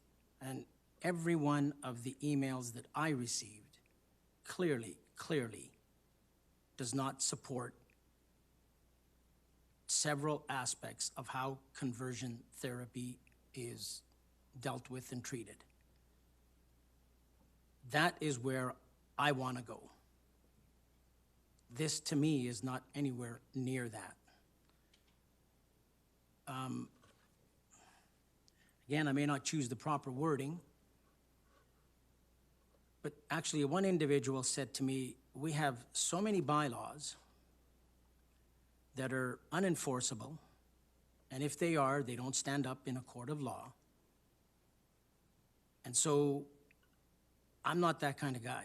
I don't want to put anything out in the community that might give some false hope, even though it sounds excellent, because this does sound, and it is the right thing to do, and I believe in my heart it's the right thing to do. But when I'm told that I'm not assured that there could be any type of decision made by any court if anybody challenges this, because of freedom, just freedom, the word freedom. And I believe that people have the right to live their life the way they want to live. As long as you don't murder, as long as you don't do anything that affects your neighbor, then I think we can all live a peaceful life. Unfortunately, we see that that doesn't happen because it's everybody, I think, you know, it's I, rather than us. And that's sad. And that's what I think we've done by this, and I'll take full responsibility. If I have created that divisiveness, I'm sorry, because I don't want to create that divisiveness. That's not who I am. Some of us who seem to question things, and some of us who seem to really want to make sure we dot all our I's and cross all our T's, we get hammered pretty good too. We get called every name in the book too. There are times that, and I'm sure all of you experience this, that after any council meeting, whether it's a big issue or a small issue, we go home and we wonder why we're doing this. Because we all have good intentions of pleasing someone, pleasing everyone, and we know we can't. And as soon as we can't, unfortunately, we get the treatment that we do. And none of us like that. But unfortunately, that's the way life is. So I know I'm going to get raked over the coals for this. And I know I'm going to get called every name in the book for this. But you know what? That's your prerogative. You can say what it is you want to say about me or anybody else that opposes whatever is placed in front of us. I'm trying to do the best that I can. I try to listen and interpret and understand everybody's emails and discussions. And this, to me, is only, someone said earlier, is only symbolic. And I'm not a symbolic guy. You either get in there and make it right and do what the intent is to do, or you don't do it at all. Because to me, I do not want to give anybody any false hope that this bylaw will do what they want it to do. Whoever, whatever side you're on of this. And for that reason, I can't support the bylaw. Thank you. Acting Mayor Parker. Thank you, Mr. Mayor. And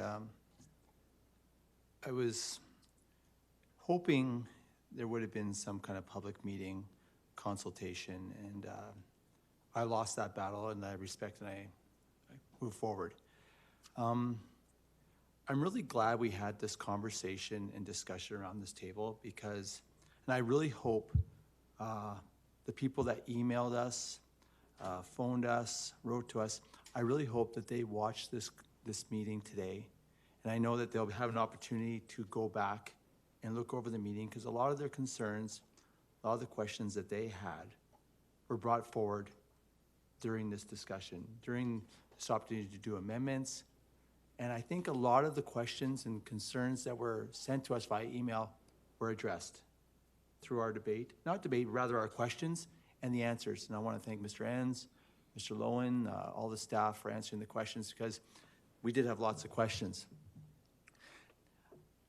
There is some symbolism in this, and I believe symbolism carries a big weight in our community. It says where we are. And I don't know if there's a lot of this practice happening in our community. I don't think there's, but if we didn't pass this bylaw, some of the, for lack of hearing, torture could occur, and with all the right to do it. They have all the right, they could do it.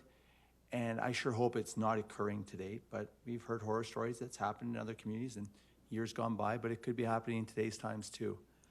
So I think it's important that we do this to protect our community. I feel reassured that our faith community has all the right to talk to their parishioners. Is that the word, parishioners, or their followers? Yeah. And issues of sexual identity, but I also trust that the faith community will not use tactics in trying to persuade, but at least give guidance in a positive way, in a nurturing way, because I think the faith has a role in our world, in our community, and in our society. So I think we have a compromise here. Was I hoping to have a public discussion? Yes, because the public discussion was to help educate, but I think the discussion that occurred prior to this vote really helped out, and I will be supporting this bylaw. Thank you. Councillor Croson. Thank you, Mayor Spearman. I'm going to be echoing some of what Acting Mayor Parker said, because this has been an amazingly thorough discussion, and the questions have been educational not only for me, but I hope for the community as well. This is new territory. This is not something many municipalities have done.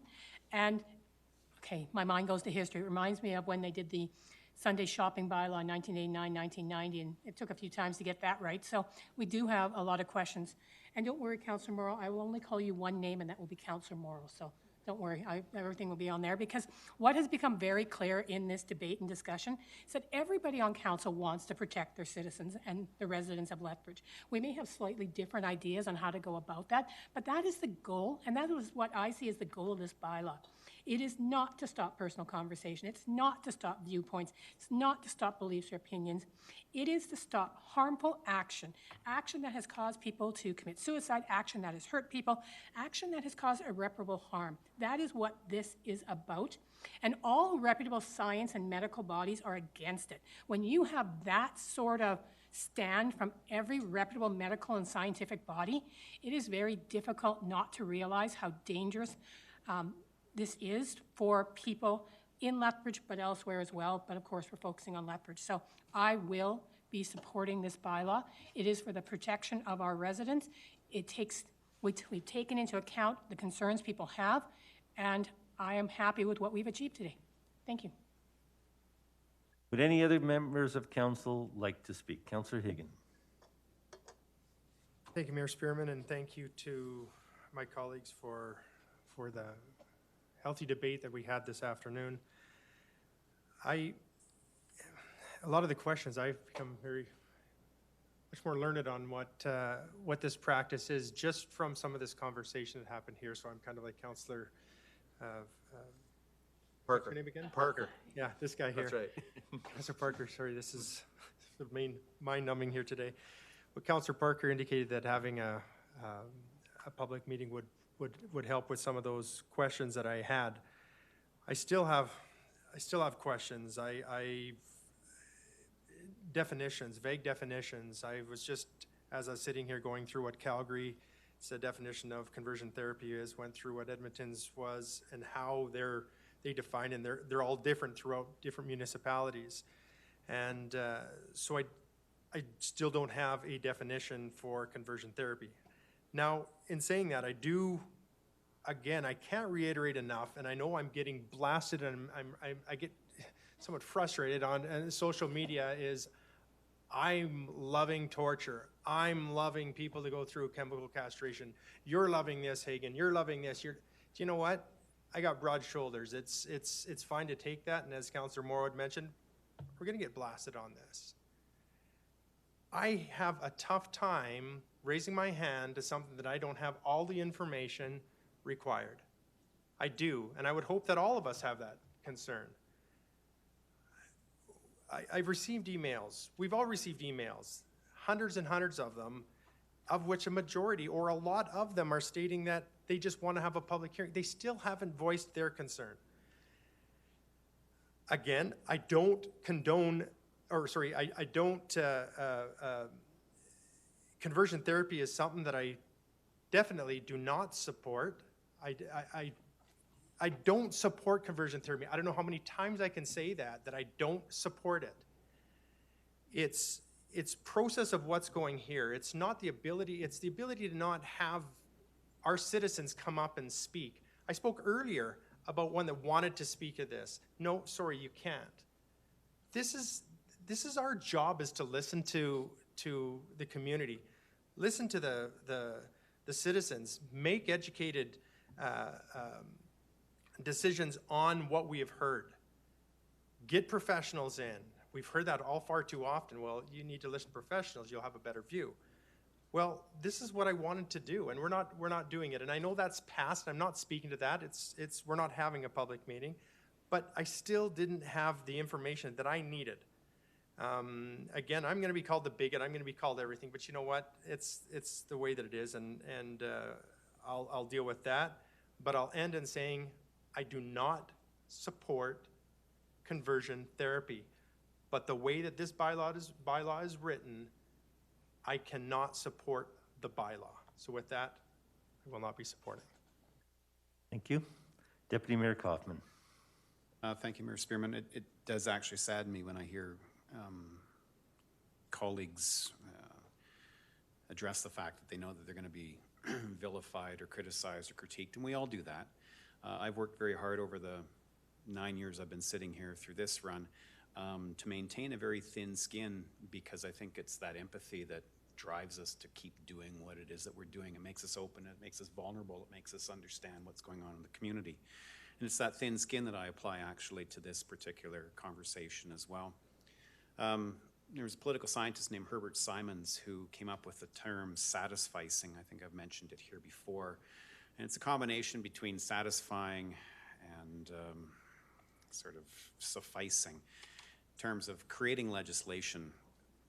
I don't think, have ever created a bylaw or passed a resolution or motion that is perfect. It just doesn't exist. I'd like to think it does, but it doesn't.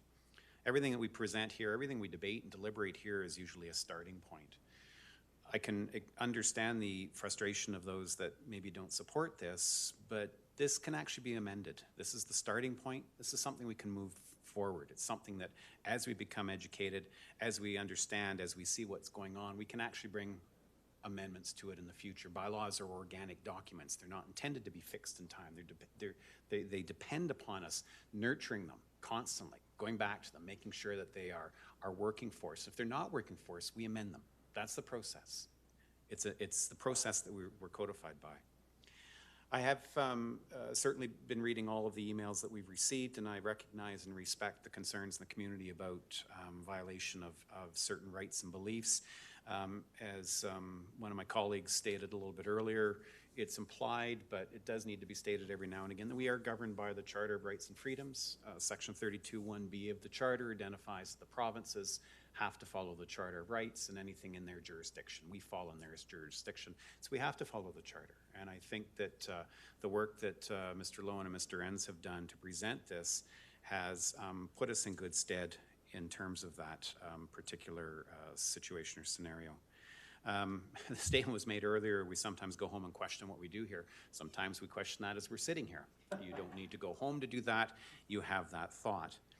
But I think it does actually very much hearken to the struggle of what it is that we do, and that this is a piece of legislation that is about us, because it is a piece of legislation, piece of municipal bylaw that is about what happens or what goes on in our community, whether or not it's symbolic, whether or not it's a prohibitive piece of legislation or symbolic piece of legislation. The fact of the matter is we're trying to address something, and all of us here have demonstrated that compassion towards it. Absolutely. Nobody here has come out in favor of conversion therapy or what it stands for. Everybody here has very eloquently stated that they are against the practice. And I think that's what's important. This is very much about us. It's what we want to set, the tone we want to set, the belief we have for our community, and the values that writ large we generally accept or agree with in our community. So I will support the bylaw as it's presented. I too will support the bylaw. I think the community's come a long way, and debates like this create understanding. And I believe that the community's coming together on, we're more inclusive, and I think we have more empathy and more compassion. I think it's important to have a bylaw like this in a city like Lethbridge. It shows that we are that type of a city. So I will support this bylaw. Does anyone else wish to speak? Councillor Miyashiro. Thanks, Mr. Mayor. I'll do the first close before Councillor Carlson, if you don't mind. I'll do my close before Carlson. Hey. Thank you, everyone, for contributing to the conversation today. And you're all right. It's great to have these conversations, no matter how frustrated I get personally for a lot of it. But then all of you know that I don't have a large tolerance for a lot of things. So let's talk about a few things, about how 6 people on this council last term voted in the first transgender crosswalk in anywhere that we know of. We were the first ones, 6 of us. We were lauded for that, and people were saying, what a great community you are. 3 of us are on the ATB Center Steering Committee, and we introduced, because we had lots of conversation with the LGBTQ2S plus community about universal washrooms and change rooms. Councillor Kaufman and I had a lot of conversations about that as well. We have cutting edge inclusion in the ATB Center, if you've never been there, in the curling club, in the hockey rinks, and in the Corban Ray Wide YMCA. We've approved permanent pride and trans crosswalks as part of the 3rd Avenue redevelopment, and we did that last term. We have one of the largest pride celebrations around for any community our size. And these are tangible things that we show a minimized population, that we actually care, that we understand, and that we want to make sure that they're a part of our community. One of my colleagues talked about this kind of bylaws being only symbolic, but everything's symbolic. If you took sociology in university, you learn about symbolic interactionism and how we interact. Everything's a symbol.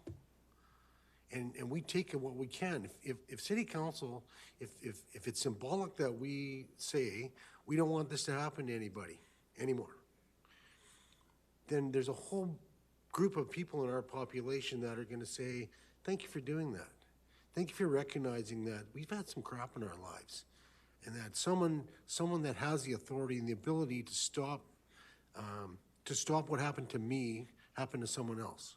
If someone has the authority and the ability to be punitive to someone who's engaging in these kind of activities, then you're going to respect elected officials a lot more for doing that. Something that's relevant to you, not just your blue band or your black band. This is something that affects people's lives in a deep emotional level. This is something that when you get this kind of support from your community, you don't just walk away going, holy crap, this is a horrible place to live. This is when you say, I really like this place. I really think this place has some potential, right? I want to thank people like, my friend Devin Hargraves, who's been pushing this for quite some times and kind of, badgered Carlson and myself for months and years to do this. So we need to recognize that we have certain things that we can change. And council, for what people may misunderstand, we deal in big picture things. We don't deal with, potholes. We deal with how do we have a strategy to make sure our roads are safe. We don't deal with light bulbs as much as we deal with having an effective electrical grid. This is one of those things where we're saying to all the minimized populations in our city, we're on your side.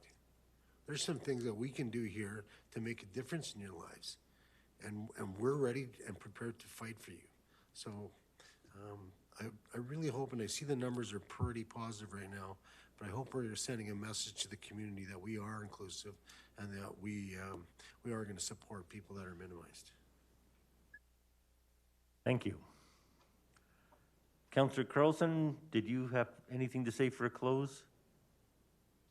Thank you, Mayor Spearman. I do appreciate the discussion. I just a couple points that were raised during debate. Even in some of the communication that council members received, mentioned that this practice does happen in Lethbridge. And so we do need to take steps to make sure that it doesn't continue to happen in Lethbridge. And the fact that when I go through some of the groups that have written to us and the reams and reams of people sharing their stories, and those are hard to read, folks who have been forced into or even just peer pressured into undergoing these damaging therapies, has been devastating. The ones that are even more devastating are the ones that aren't around to tell their own story because of the harm and damage these, and I'm putting air quotes around this, these therapies have inflicted. And so whether you just think it's symbolic or whether it's actually putting rubber to the road and making a difference, it's important. And I thank my colleagues for recognizing the importance. And I've heard some of my colleagues say, I want everyone to know that I don't support conversion therapy. And so I'm hoping that your hands will go in the air as we ban this harmful practice in our community. And with that, I'll call for the vote. Okay, question has been called. All in favor?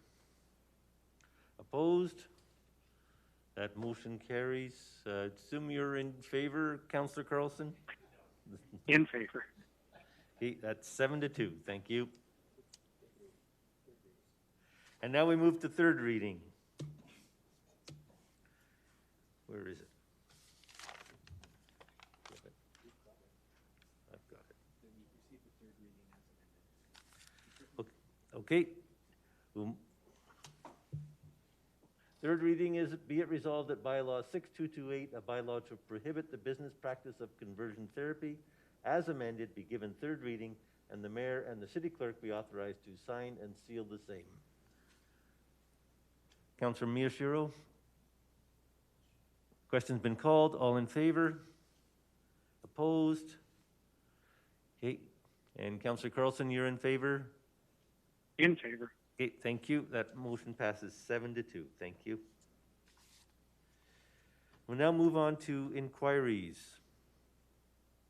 Are there any inquiries? I see none. City Council updates. There's a written one from OEG. Councillor Crowson. Thank you, Your Worship. I actually find it quite fascinating because everything OEG is working on are things that we discussed today. Hearing the frustrations of my colleagues about the governance model under which we work, that it's not effective, doesn't give us the soak time some people wanted, doesn't allow to have deliberately created mechanisms for public input, are some of the things OEG is working on. Of course, it's going to take us a while to create it, but one of the things we are working on is standing policy committees. We were asked by council to look at a model, so we are looking at several models. We've chosen a preferred one, the municipal sustainability model. We'll be discussing it at our next meeting, and one of the things we're looking at is the reporting structure, delegation authority, timelines, and everything like that. Once we have it better formed, we will be bringing it to council for discussion and debate. But I think if we can get back to an SBC, because City Council had one 20 years ago, we lost it, and in that we lost the ability to do a lot of these things that we've been discussing today. So this is a governance model that we're trying to recreate. The other thing that OEG is working on is agenda timelines. Again, people talk about the need for soak time. We are going to be bringing to July 27th 2 different proposals that will both allow 7 days for council to look at agendas from the 3 days we have currently. Councillor Kaufman lost. He wanted the 11-day one or the 10.5-day one. He lost on that one. But we are looking to have a week for the agenda to be out that will give plenty of time for members of council to speak to community members, to do research, to talk to staff, and you won't be trying to do everything on a Sunday morning on, in rush between the Thursday and the Monday.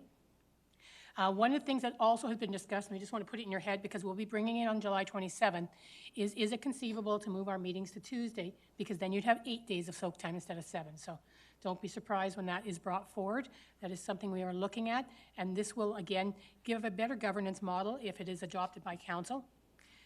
As people also know, OEG is working on boards, committees, and commissions.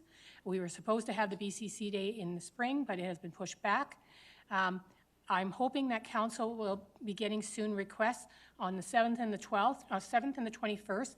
Please mark in your calendars if you can that there will be a meeting of council on those days to be discussing which committees we should be on, to be looking at governance documents. We have asked Joyce, who did the governance review, to come back for the 7th to sort of help us lead that so that we'll be making decisions about where council is on our BCCs. So those will be happening.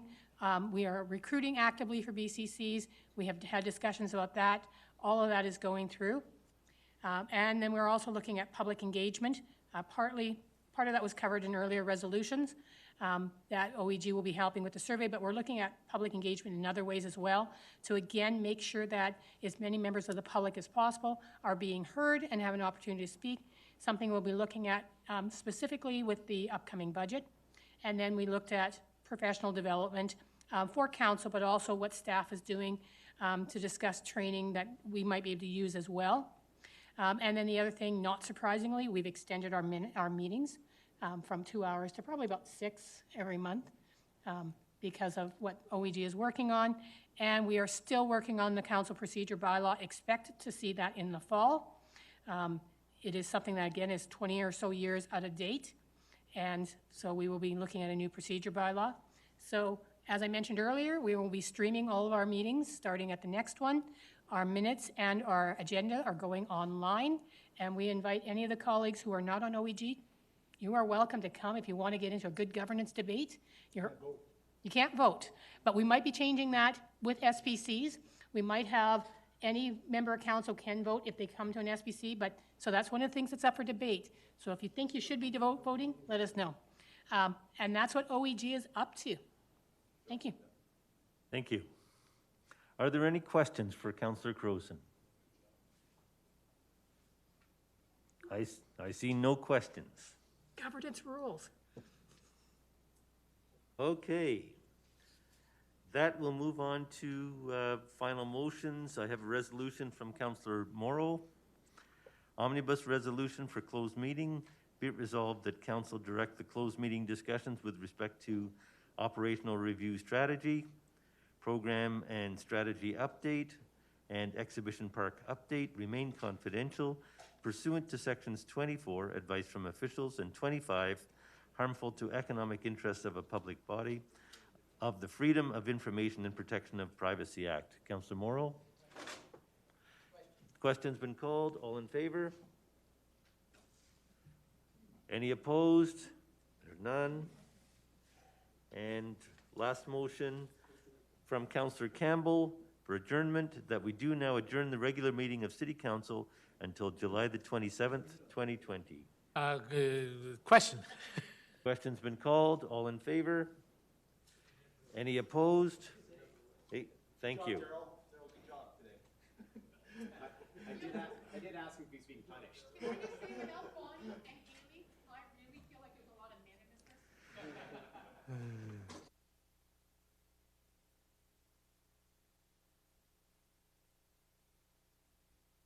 Participant exiting. Councillor Jeff